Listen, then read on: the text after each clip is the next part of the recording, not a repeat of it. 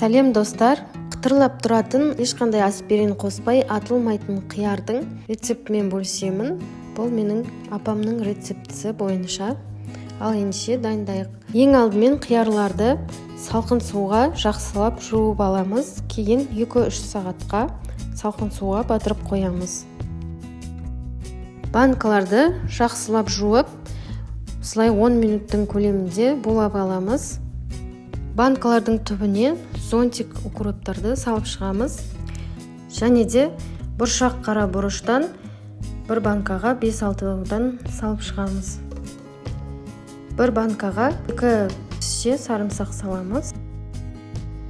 Және ащы қызыл бұрышты 2-ге немесе 3-ге бөліп, бір бөлігін ғана саламыз.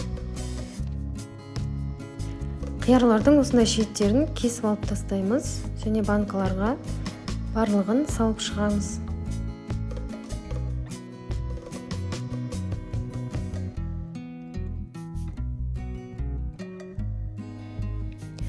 Қиярларды салып болған соң, қайнап тұрған суды үстіне құямыз және де крышкасын жай ғана бетіне жауып қоямыз.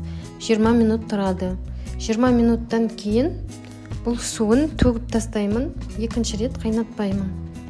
2 ас қасық тұз және де 1 ас қасық қант саламыз, үстінен қайнап тұрған суды құямыз. Егерде 2 литрлік банка болса, 1,5 ас қасық тұз қосамыз.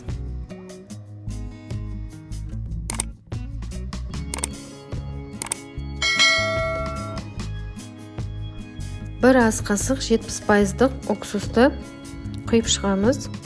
Қақпақтарын 2-3 минуттай суда қайнатып аламыз және бетіне жауып, арнайы құрылғының көмегімен жақсылап бұрап жауып тастаймыз.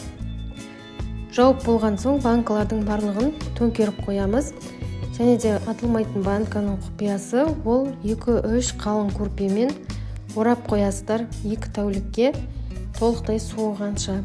Сол кезде банкаларыңыз атылмайды.